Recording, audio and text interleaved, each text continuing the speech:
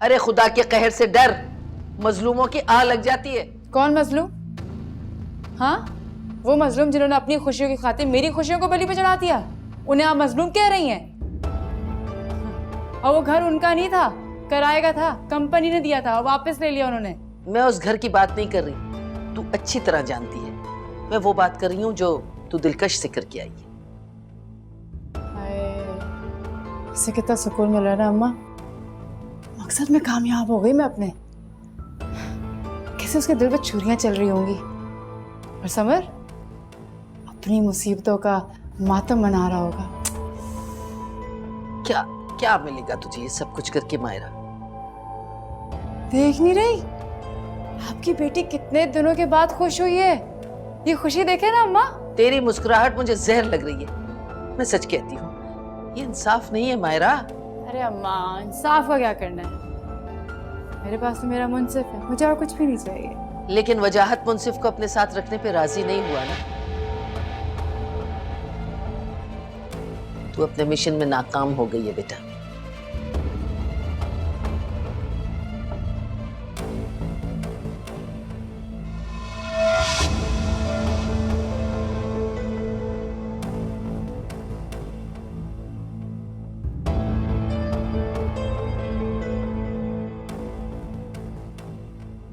ये सब कुछ आपके कहने पे हो रहा है दिलकश। जानता हूं मैं, मुझे हराने के लिए वो किसी भी हद तक जा सकता है।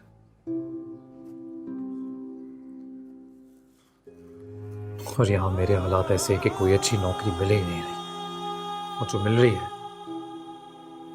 उसकी तनख्वाह में हमारा गुजारा मुमकिन नहीं। ये तो समझ में नहीं आ रहा मैं क्या करूं। आपकी परेशानी बिल्कुल ठीक है समर, लेकिन आप खुदा का नाम लें और कंपनी की तरफ से जो पैसे आपको बोनस में मिलेंगे उसे कोई छोटा मोटा कारोबार शुरू कर दें। नहीं दिलकश, अब ऐसा मुमकिन नहीं है। लेकिन क्यों समर? दिलकश, मैंने वो रकम एक्सेप्ट नहीं की। क्या? दिलकश, तुम जानती हो वो नौकरी मैंने महज इस वजह से छोड़ दी कि मैं वजाहत का अपने ऊपर कोई एहसान नहीं चाहता। अब तुम क्या चाहती थी कि पूरी जिंदगी के लिए एहसान ले लेता अपने ऊपर, अपने बच्चे के ऊपर? दिलकश, मैं नहीं चाहता था कि कल को मुझसे बड़ा होकर मुझसे ये पूछे कि बाबा आप मेरे अखराजात भी नहीं उठा सके। दिलकश, मेरी सारी तदबीरें उल्टी पड़ रही हैं, कुछ समझ में नहीं आ रहा। मायरा चाहे जो भी करे मुझे कोई फर्क नहीं पड़ता, लेकिन वो मेरी औलाद को फिर से उसी इंसान की आगोश में दे दे, मैं कैसे बर्दाश्त कर सकता हूं?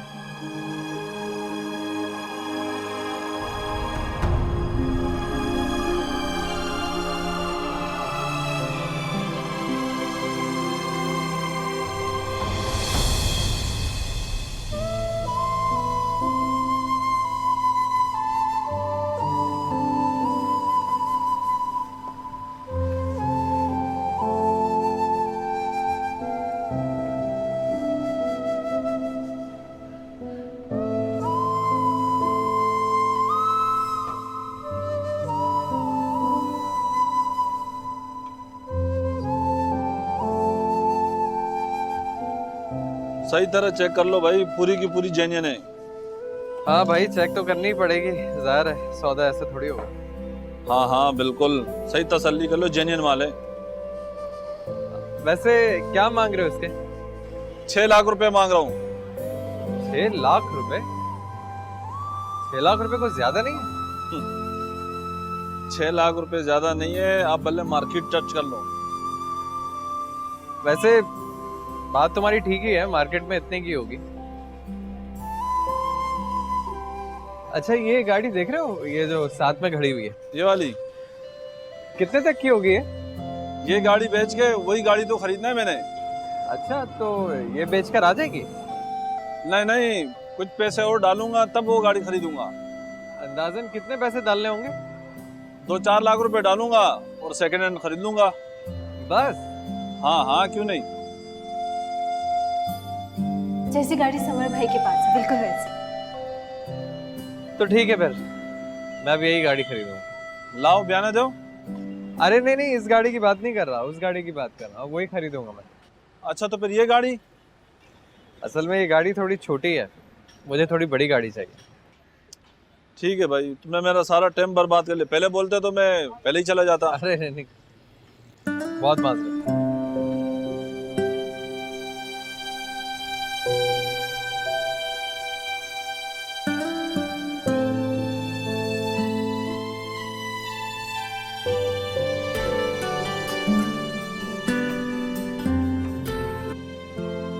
हेलो।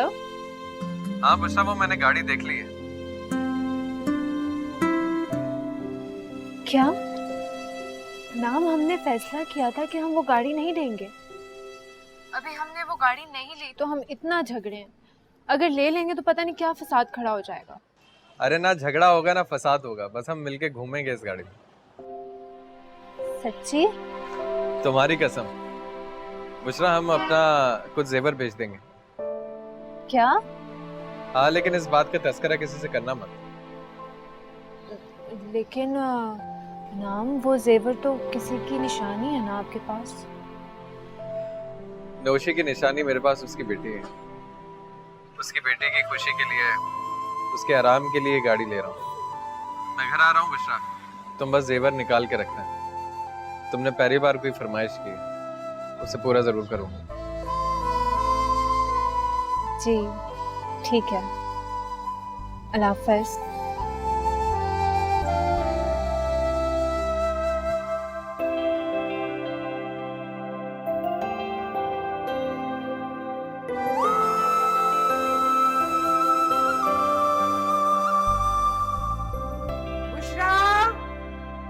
जी अम्मी आई।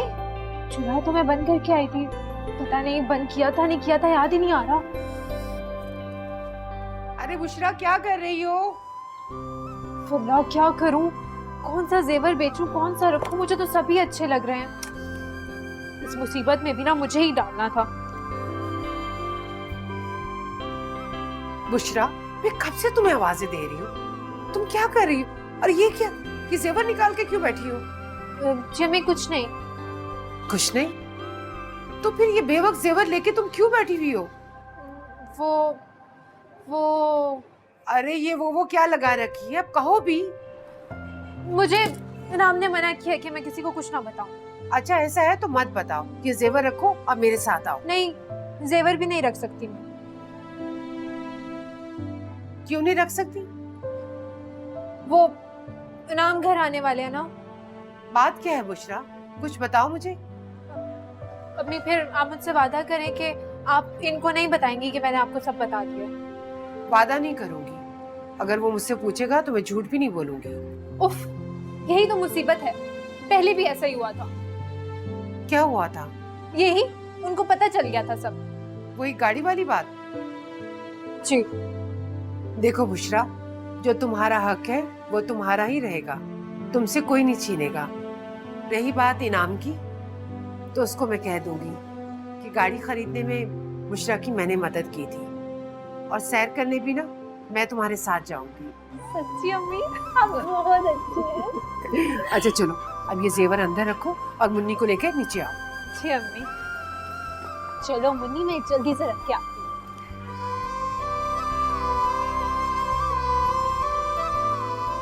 अस्सलाम वालेकुम अब्बा। वालेकुम अस्सलाम।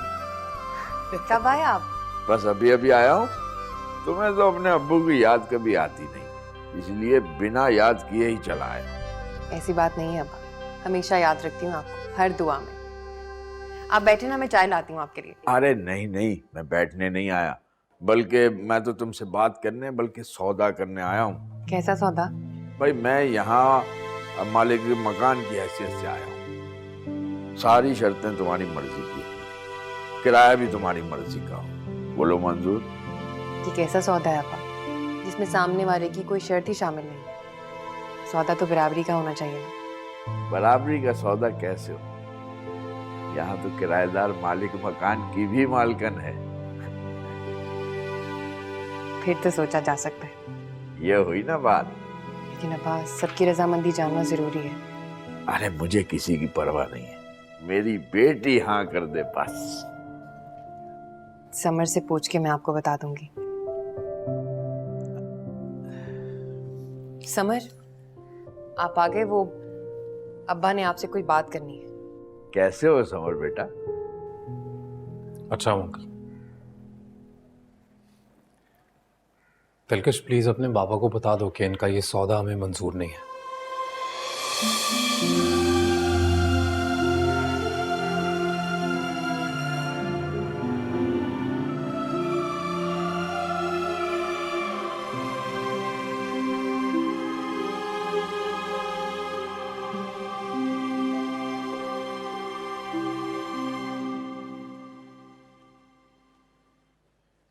क्या बात है, परेशान लग रही हो तुम?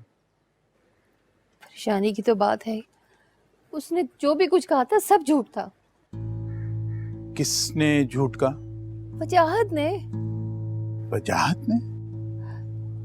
आप जानते हैं वो किस लड़की से शादी कर रहा है? नहीं, मैं ये तो नहीं जानता कि किस लड़की से वो शादी कर रहा है, लेकिन ये जरूर जानता हूँ कि वो शादी करना चाहता है। तो फिर सुन लीजिए आसिम साहब, वो लड़की कोई और नहीं मायरा है, मौलवी साहब की बेटी। लेकिन समर उससे वो तलाक ले चुकी है। वजाहत के कहने पर? नहीं, इस वादे पर कि वो उससे पल्लू छुड़ाएगी तो वजाहत उसे थाम लेगा। न जाने और क्या क्या देखना नसीब में लिखा है। एक ही बेटा है हमारा और उसकी शादी होना इतना मुश्किल। आप कुछ क्यों नहीं करते, क्यों नहीं समझाते अपने बेटे को? तुम जानती हो कि वो अपनी जिद का कितना पक्का है, किसी की नहीं सुनता, मेरी भी नहीं। तो फिर क्या करें, हाथ पे हाथ धरे बैठे रहे? मैंने उसको कह दिया है वो लड़की मेरे घर में कदम नहीं रख सकती। तो उसने क्या कहा? कहने लगा कि शादी आप लोगों के बगैर भी हो सकती है। न जाने कौन सा तावीज घोल के पिला दिया उसने मेरे बेटे को।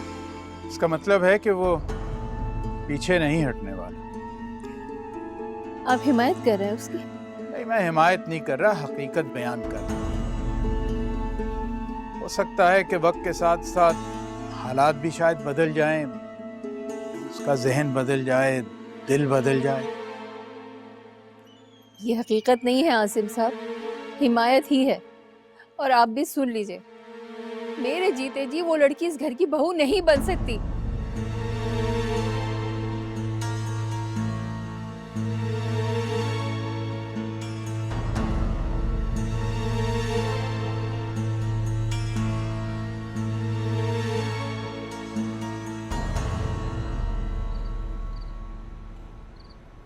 एक दिन में इतना आप थक गए हैं तो आगे क्या होगा? होना क्या है नजमा, आदत पड़ जाएगी, बस कर दे बेटा। बहुत जिद्दी हैं आप वैसे। जिद वाली बात नहीं है नजमा, वैसे खुददारी कहते हैं, और मैं नहीं चाहता कि उम्र के आखिरी हिस्से में किसी पे बोझ बने। अलीम साहब, इसमें बोझ की क्या बात है? औलाद का फर्ज होता है माँ बाप की खिदमत करना, उसका ख्याल रखना, उसका दवा दारू करना। कैसी बातें कर रहे हैं आप? इस बात से कोई इनकारी नहीं है नजमा, लेकिन हालात और वाक़यात पहले जैसे नहीं है। समर की नौकरी नहीं, और इस वक्त हम उसके लिए फ़कत बोझ हैं और कुछ भी नहीं। दिलकश बेटा, जाओ जाके आराम कर। बाबा, मैं आपके लिए दूध में हल्दी डाल के लाती हूँ, आपको आराम मिलेगा। आराम कहाँ नसीब अब तो बैठे बैठे सर पर एक और मुसीबत टूट पड़ी है। क्यों, अब क्या हुआ? हमें इसी हफ्ते ये घर खाली करना है। ये तो वाकई परेशानी वाली बात। दिलकश। जी बाबा। बेटा, समर ने किसी दूसरे घर का इंतजाम किया अब तक?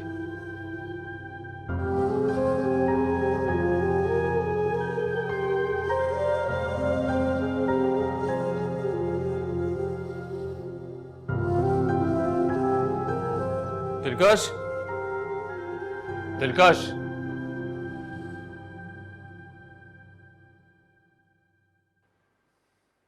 दिलकश कहाँ रह गई थी? मैं कब से इंतजार कर रहा था। अम्मी बाबा के कमरे में थी। उनके पास? वहां क्या कर रही थी? बाबा के पैरों में दर्द था, दबा रही थी मैं। अब्बा भी ना जाने कहाँ भटक रहे हैं मकान की तलाश में। ना उनकी जेब में कोई पैसे है ना ही जरा है। लेकिन वो कोशिश तो कर रहे हैं ना समर, जैसे आप कर रहे हैं। पर मैं उनके लिए बहुत ही नाफरमान औलाद साबित हुआ हूं दिलकश। एक तो उनके लिए कुछ कर नहीं पाया, उल्टा हमेशा उनकी बेचैनी की वजह ही बना। ऐसा ना कहे समर, अल्लाह की रहमत से मायूस मत हो। और सच पूछे तो दोनों ही आपसे बहुत खुश हैं। पर यह वक्त बहुत मुश्किल है दिलकश, और इसमें मेरा साथ देने वाला कोई भी नहीं। मैं हूं ना आपके साथ समर। मुझसे मुंसलिक हर रिश्ता आपके साथ है, बस आपके एतबार करने की देर है। तुमने कुछ गलत नहीं कहा दिलकश, पर मुझे भी तो मेरा फैसला करने का इख्तियार है ना। किसने छीना है आपसे इख्तियार? आप जो फैसला करेंगे समर, मुझे मंजूर होगा। तो फिर प्लीज वहां जाकर रहने की बात छोड़ दो। क्या इसके अलावा हमारे पास कोई ऑप्शन है? आप खुद अच्छी तरह से जानते हैं हमारे पास और कोई ऑप्शन नहीं है। दिलकश, मैंने ना एहसानों की बड़ी कीमत चुकाई है। मजीद एहसानों तले दबना नहीं चाहता मैं। एहसान किस बात का समर? अब्बा ने मुझसे खुद कहा है, जैसे दूसरे किराएदार रहते हैं हम भी बिल्कुल वैसे ही रह सकते हैं। हम एडवांस भी देंगे और किराया भी। आपकी खुददारी की परवाह है मुझे समर, आप यकीन करें मेरा। मैं किसी के सामने आपको झुकने नहीं दूंगी, इसमें मेरी भी जिल्लत है समर। अच्छा, आप यूं समझ लेना जैसे हम वहां पे सिर्फ आर्जी तौर पे रहने जा रहे हैं। जैसे कोई दूसरा घर मिलेगा हम वहां से चले जाएंगे। बात मकान की नहीं है दिलकश, तो फिर बात उस मकान में बसी यादों की है। जानती हो, जब मैं वहां रहा करता था तो मेरे साथ वो माजी था समर। आप हाल को देखें, इस वक्त हमारे पास सरमाया नहीं है। अगर कोई भी नया घर लेंगे तो कम से कम 6 महीने का एडवांस देना पड़ेगा। कहां से लाएंगे इतनी बड़ी रकम? आप खुद ही सोचें समर। अभी हमारे हालात ऐसे नहीं है कि हम ऐसा कुछ करें।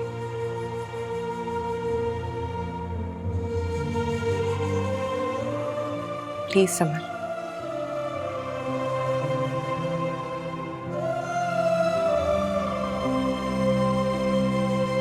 मुझे दिलकश के इनकार की वजह अब समझ में आई। क्या वजह है? समर नहीं चाहता कि वो यहाँ वापस आए, और वो क्यों ऐसा नहीं चाहता इसकी वजह मुझे समझ नहीं आई। उस दिन उसने साफ इनकार कर दिया, पता नहीं वो क्या समझ बैठा। दिलकश ने मुझे पूछने नहीं दिया, वरना मैं पूछता जरूर। हो सकता है समर अपने माजी से कोई ताल्लुक ही ना रखना चाहता हो। ऐसे कैसे हो सकता है रानी? कोई अपना माजी कैसे भुला सकता है? लेकिन कोशिश तो कर सकता है ना। नाकाम जाएगी ऐसी कोशिश। अब तुम ही बताओ, वो दिलकश को लेकर कहाँ जाएगा? नौकरी उसके पास है नहीं, ना ही कोई ठिकाना है, तो वो क्या करेगा? आप सच कह रहे हैं। हो सकता है समर ने कोई इंतजाम कर लिया हो और वो हम लोगों का एहसान ना लेना चाहता हो। अगर कोई इंतजाम हो गया होता तो दिलकश जरूर जिक्र करती। अब ऐसे मुश्किल हालात में मैं अपनी बच्ची को कैसे छोड़ सकता हूँ? अशफाक साहब, वो आपकी बेटी नहीं, समर की बीवी भी है। हर दुख सुख में उसने उसके साथ निभाने का वादा किया है। वो उसे जहाँ रखेगा, जहाँ लेके जाएगा, ले जाएगा। लेकिन ये गलत है, सरासर गलत। इसमें कुछ गलत नहीं है। इसमें बच्चियों का क्या कसूर है? वो तो अपने वालिदैन की बातों को ही सही मान लेती है ना। इसमें मर्द का भी कोई कसूर नहीं होता, जिसे बिला वजह नौकरी से निकाल दिया जाता है। सारी बुराई, सारी सजा उसके खाते में डाल दी जाती है। रानी कहती तो तुम ठीक हो, लेकिन ये दिल तो एक बाप का दिल है ना। ये अपनी बच्ची की तकलीफ देख के तड़पेगा तो जरूर। अब अगर समर नहीं माना तो मैं अपनी दिलकश को यहाँ ले आऊंगा। ये गलती मत कीजिएगा। माँ बाप की इन्हीं गलतियों की वजह से अक्सर बेटियों के घर उजड़ जाते हैं।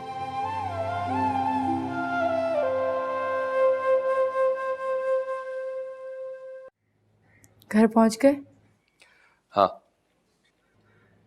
ठीक है। मुझे अक्सर यकीन नहीं आता कि तुम वही माहिरा हो। तो यकीन कर लो, मैं वही हूँ।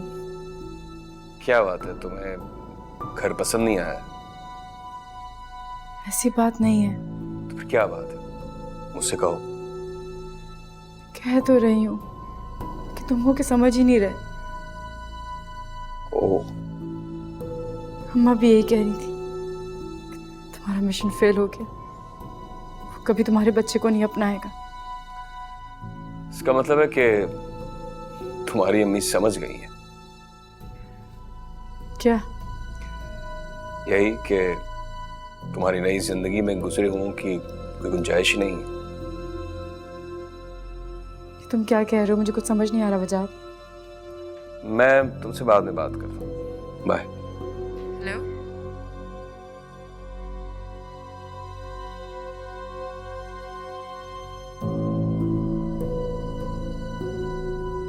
वजाहत, जी।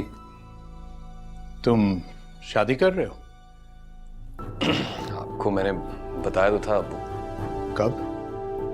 बस यही कोई 1-2 महीने में। इस इंतजार की वजह पूछ सकता हूँ?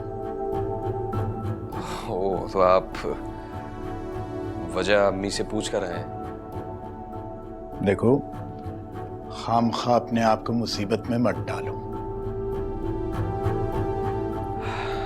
मुसीबत नहीं है वो, माहिरा नाम है उसका। जानता हूं, इसीलिए तो कह रहा हूं। ये वही माहिरा है ना जिसने तुम्हारे घर को, तुम्हारी इज्जत को पैरों तले रोन दिया था और फिर तुमसे तलाक का तकाजा किया था। ये अचानक क्या बदलाव आ गया? बदलाव आ चुका है, वो बदल गई है। उसे अंदाजा हो गया कि समर से उसकी शादी उसकी जिंदगी की कितनी बड़ी भूल थी। ओ आई सी। और यहां पे मैं ये समझता रहा कि तुम्हारी माहिरा से शादी करवाना मेरी जिंदगी की सबसे बड़ी भूल थी।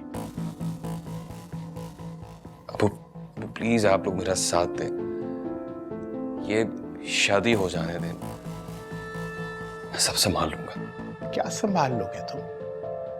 तुम जानते हो कि उसका समर से एक बच्चा भी है। पता है मुझे, लेकिन वो बच्चा अपने साथ लेकर नहीं आने वाली। क्या? हाँ, मैंने उसे साफ कह दिया है, शादी उसी शर्त पर होगी। लेकिन तुम्हारी माँ इस शादी के सख्त खिलाफ है। वो माजी में हुए किसी भी हादसे को आज तक नहीं भुला पाई, और यही मैं तुम्हें बताना चाहता हूं। शादी जिद, अदावत और बदले से बहुत परे होती है। बेहतर होगा कि तुम ये बात समझ लो।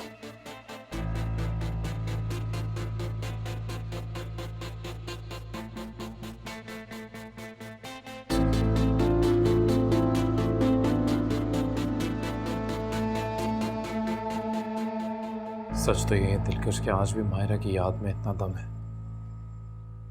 कि वो मेरी आंखें नम कर देती है। जानता हूं मैं तुम इसे बेवफाई समझोगी,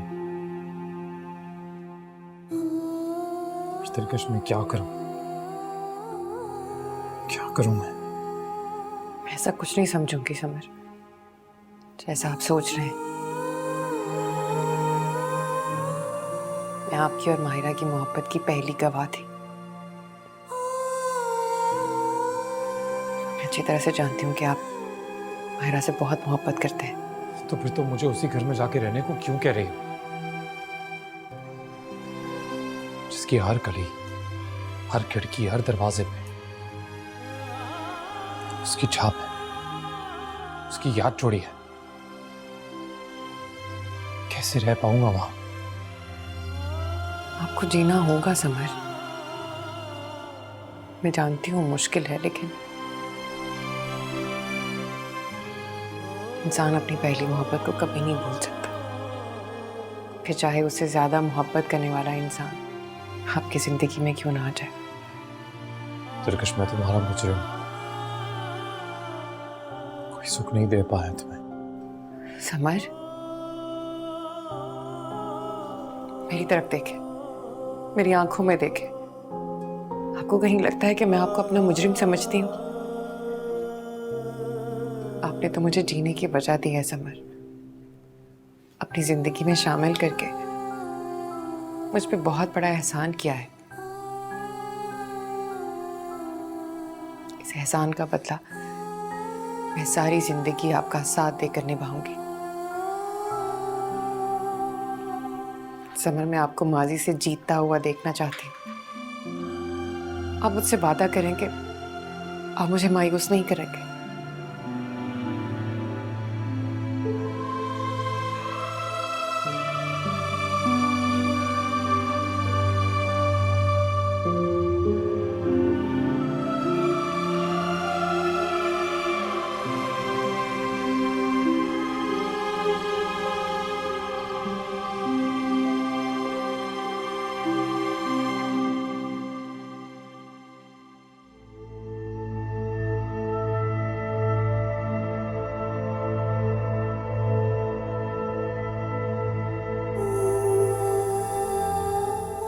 सच तो ये है दिलकश कि आज भी मायरा की याद में इतना दम है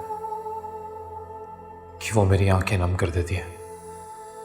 जानता हूं मैं तुम इसे बेवफाई समझोगी, पर दिलकश मैं क्या करूं? समर, मुझे बताएं मैं क्या करूं? सब कुछ जानते बूझते इस दर्द को सहना मेरे लिए कितना मुश्किल होता जा रहा है। मैं जानती हूं मैं आपकी पहली मोहब्बत तो नहीं हूं, लेकिन आखिरी मोहब्बत बनने के लिए मैं अब और कितने जतन करूं।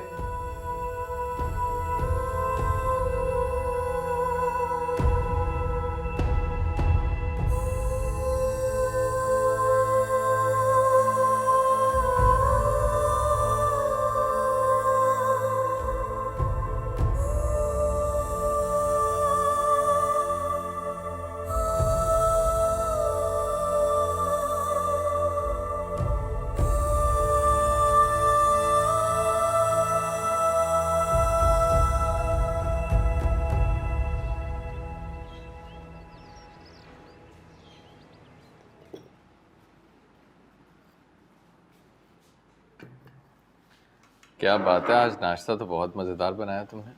अच्छा, मैं तो रोज ऐसा ही बनाया। मैं तो तारीफ करने का कोई बहाना ढूंढ रहा था, सोचा नाश्ते की तारीफ कर दूं। अच्छा, तो मतलब मुझ में तारीफ के लायक कुछ नजर नहीं आता? नहीं, ऐसी बात नहीं। तो फिर तारीफ क्यों नहीं करते आप? मुझे ऐसा लगता है कहीं मेरी नजर ना लग जाए।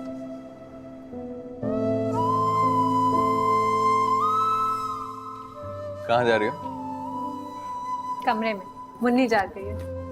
हाँ, अच्छा सुनो, आज मैं गाड़ी खरीदने जा रहा हूँ। अच्छा, वही बड़ी वाली गाड़ी? हाँ, वही वाली गाड़ी। शाम को तैयार हो जाना और मुन्नी को भी तैयार कर देना, साथ चलेंगे। बाहर जाएगी तो एंजॉय करेंगे। सुने, वो अम्मी को भी साथ ले चले? हाँ, तो ले चलते हैं, इसमें पूछने वाली क्या बात है? जी। अब ये मत कहना है कि तुमने ये बात भी अम्मी को बता दी होगी। कहूंगी तो डांटेंगे आप? नहीं, डांटूंगा तो नहीं, खुश हो जाऊंगा। पिछली बार की तरह इस बार भी तुम्हें बड़ों का एहसास है। अब जब अम्मी की बात हो ही रही है तो अब्बा जी को भी साथ ले चलेंगे। जी जी, मजा आएगा। लेकिन इससे ज्यादा लोगों को मत बुलाना, क्योंकि गाड़ी में सिर्फ 4 लोगों की जगह होती है। जी। वैसे अब्बा हैं किधर? अब्बा तो सुबह सुबह ही चले गए थे।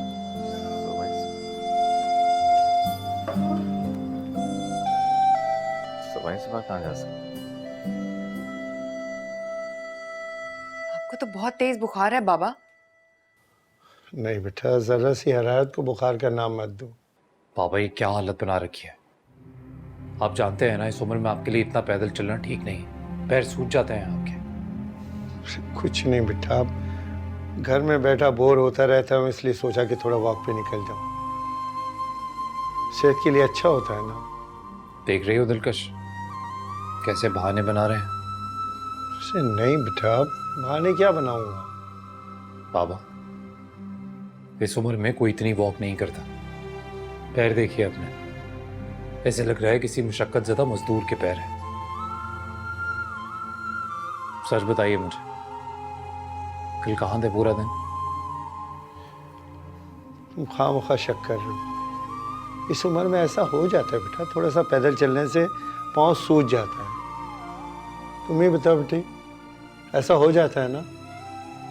मेरी बात पे यकीन नहीं आ रहा है। जाओ बेटा, दर्द की गोली ला के दो मुझे। देखो अभी आधे घंटे में ठीक हो जाऊंगा। जी अभी लाई। जाओ। बाबा प्लीज मेरी बात मानिए, तेज बुखार है आपको, पैर भी सूजे हुए हैं। चलिए मैं डॉक्टर के पास ले चलता हूँ आपको। अरे नहीं बेटा, डॉक्टर के पास जाने की क्या जरूरत है, खामोखा खर्चा होगा। ओह, तो आप महज इस वजह से डॉक्टर के पास नहीं जा रहे कि शायद मैं खर्चा ना उठा पाऊँ? ऐसा नहीं है बेटा, तुम खामखा जज्बाती हो रहे हो। जाओ। आप परेशान ना हो समर, बाबा भी थोड़ी देर में ठीक हो जाएंगे। मेडिसिन खा रहे हैं ना? अभी भी देखना, बिल्कुल आधे घंटे में ठीक हो जाऊं। बस बाबा आपको कुछ होना नहीं चाहिए। क्या है ना, मैं एक और दर्द बर्दाश्त नहीं कर पाऊंगा, बिल्कुल भी नहीं।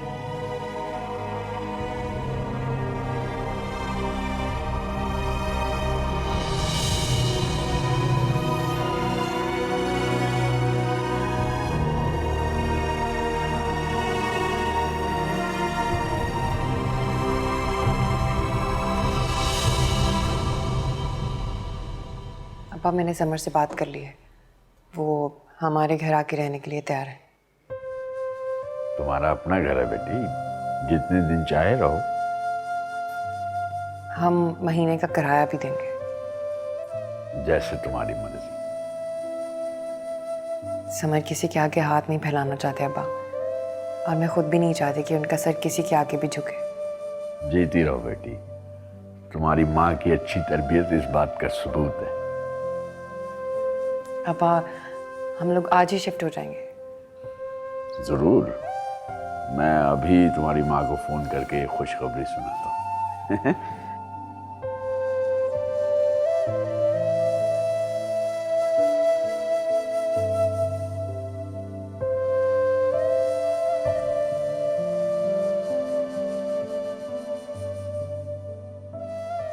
अम्मी आज शाम को ना आप तैयार रहिएगा।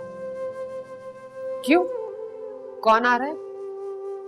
वो आज ना इनाम गाड़ी लेने गए हैं। ये तो बहुत अच्छी बात है। और अम्मी वो कह के गए हैं कि शाम तक ना हम सब तैयार रहें, वो हमें गाड़ी में सैर करवाने लेकर जाएंगे। मैं तो बहुत खुश हूँ। अल्लाह तुम्हारा नसीब अच्छा करे, तुम ऐसे ही खुश रहो, आबाद रहो। मेरी तो बस यही दुआ है कि मेरे सारे बच्चे अपने घरों में खुश रहें, आबाद रहें। आमीन। अशफाक साहब की कॉल। हेलो जी अशफाक साहब। जी जी जी बेहतर, ठीक है ठीक है। क्या हुआ अम्मी, क्या कह रहे थे अब्बू? दिलकश आ रही है अपने ससुराल वालों के साथ। ओह अम्मी, ये तो बहुत गड़बड़ हो गई। क्या मतलब? अम्मी इनाम ने बताया था कि गाड़ी में सिर्फ 4 लोगों की जगह होती है। अब हम सब सैर करने कैसे जाएंगे? अरे वो गाड़ी में सैर के लिए नहीं आ रही है, ऊपर वाले पोर्शन में शिफ्ट होने के लिए आ रही है। वाकई अम्मी, दिलकश आप हमारे साथ रहेंगी? कितना मजा आएगा ना। कितने दिन रहेंगी यहाँ पे? ये तो पता नहीं है, बस जितने दिन भी रहे अल्लाह उसे खुश रखे। जी अम्मी, तो मैं जल्दी से ना ऊपर वाले पोर्शन की सफाई करके आती हूँ। अरे ध्यान से, आराम से बेटा। अम्मी! अरे बुशरा, या अल्लाह खैर, मैंने कहा भी था ध्यान से जाना। अरे मैंने कहा भी था ध्यान से जाओ। आओ मेरे साथ, आओ। अम्मी दर्द हो रहा है, बचाओ। आराम से आओ। तो तुम ना जल्दबाजी में सारे काम करती हो, आराम से आओ। चाचा, चाचा जरा इधर आए। जी जी। अच्छा, मैं थोड़ी देर के लिए शोरूम जा रहा हूँ, आप जब तक काउंटर संभाल लो। शोरूम? अरे गाड़ियों के शोरूम, आज गाड़ी खरीदनी है मुझे। अच्छा, लेकिन तुम्हारे पास तो पैसे कम थे। अब पैसे हो गए। अच्छा, तो फिर छोटी गाड़ी खरीदोगे या बड़ी? अरे चाचा, अब जब पैसे आ गए हैं तो बड़ी गाड़ी खरीदूंगा ना। अच्छी बात। आप दुकान संभाले, मैं आता हूँ। ठीक है, ठीक ठीक। अस्सलाम वालेकुम। क्या? मैं अभी आ रहा हूँ। क्या हुआ? चाचा, आप दुकान संभाले, मैं शाम तक नहीं आ पाऊंगा। आप बस जो ऑर्डर है ना, बस वो उन्हें कर लीजिएगा। हाँ, लेकिन पता तो चले हुआ क्या है। वो बुशरा सीढ़ियों से गिर गई। या अल्लाह, रहम कर मेरे मालिक। आइए आइए। पता नहीं रानी कहाँ चली गई, तो शुक्र है मेरे पास दूसरी चाबी थी।